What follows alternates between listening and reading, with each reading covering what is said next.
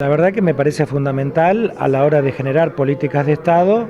La materia prima indispensable para cualquier política es la disponibilidad de información.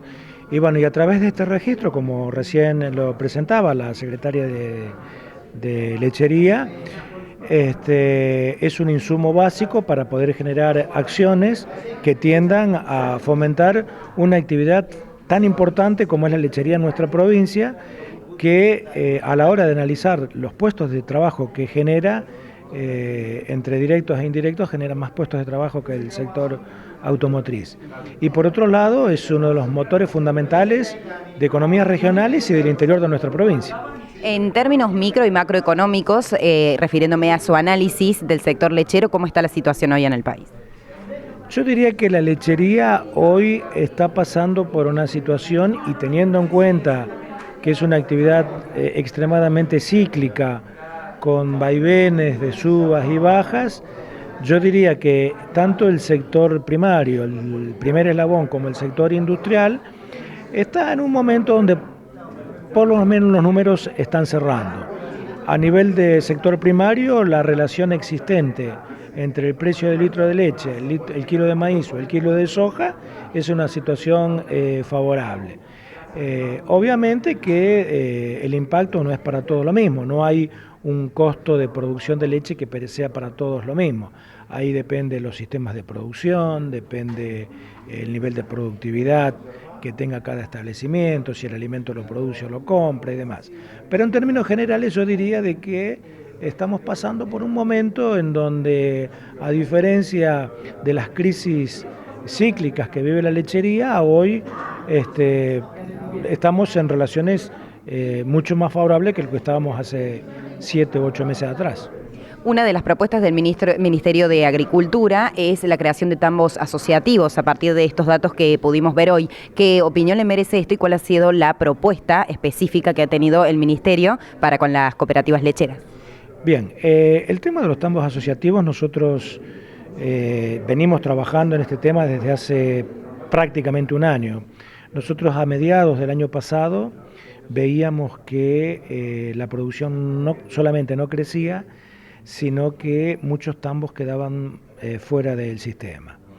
Y los motivos eran muy variados, no solamente por cuestiones económicas, sino que muchas veces por cuestiones que no tienen nada que ver con la actividad en sí misma, sino más bien con cuestiones de continuidad generacional, con la edad del productor y demás.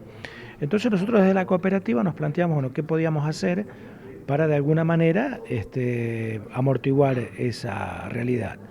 Entonces había que hacer un diagnóstico. Para hacer un diagnóstico, lo primero que hicimos fue hacer un trabajo de recabación de información, de datos, una encuesta. En esa encuesta participaron alrededor de 65 productores, que es aproximadamente el 55% de los tambos, con lo cual es bastante demostrativa de la realidad.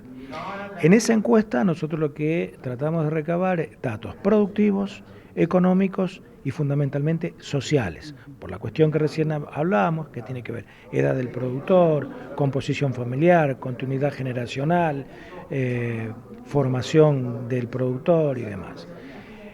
Y también, por supuesto, datos productivos y económicos. Y de eso salió una cantidad de información que, si bien en promedio no varía demasiado en los datos que se conocen a nivel nacional, pero como decimos siempre, en la ley de los promedios se ahogan los petizos.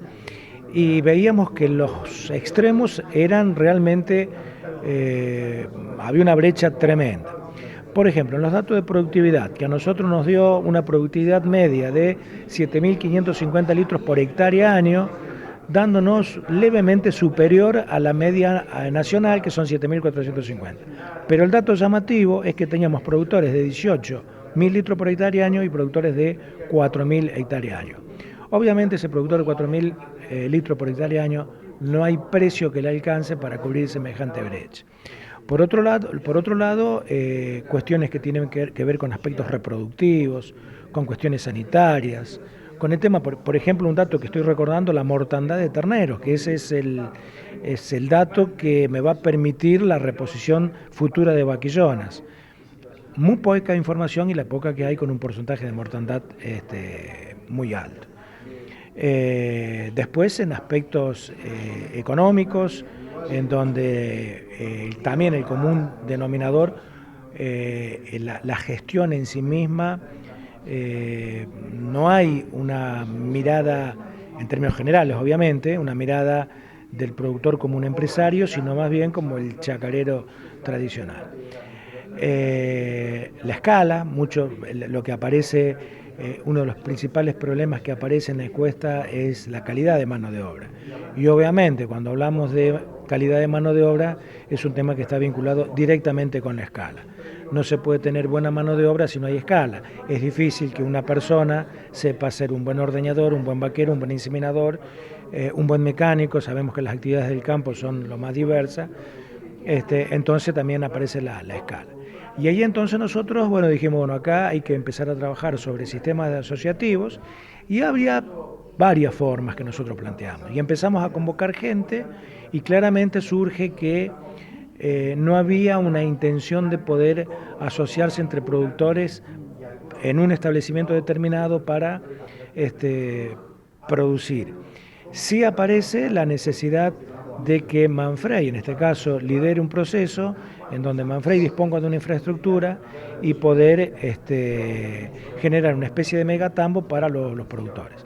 En ese momento, o ya a principios de este año, aparece la oportunidad de la compra de un predio de 50 hectáreas que está muy cercano a donde tenemos la industria. Manfrey hace la inversión, compra ese campo de 50 hectáreas y y ahora estamos en una etapa que estamos llevando en papel todo eso. La idea es la participación de los productores en aportando animales, hacienda, que en función del aporte de cada productor va a tener una participación y que además ese productor que aporta vacas a ese nuevo esquema de producción también disponga de una parte proporcional de terreno para producir los alimentos para ese ganado.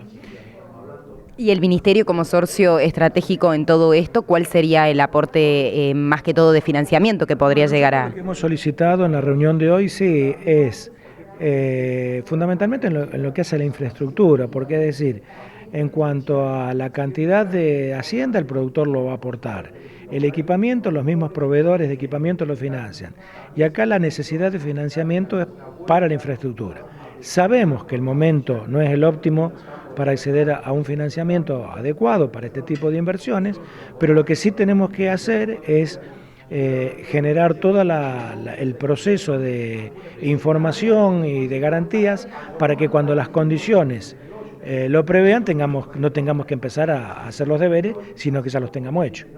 Perfecto. A partir de aquí, ¿cree que comienza una etapa nueva, sobre todo para aquellos productores que han quedado relegados en términos de la mortandad de ganadería o de algunos otros perjudiciales a su producción? Sí, a ver, de hecho esta cantidad de información que nosotros obtuvimos, si bien el motivo era para pero nosotros a través de nuestra área de extensión que tenemos en Manfrey, nosotros tenemos un área de producción primaria, nos permite también ir generando acciones para ir disminuyendo el impacto que están teniendo estas situaciones.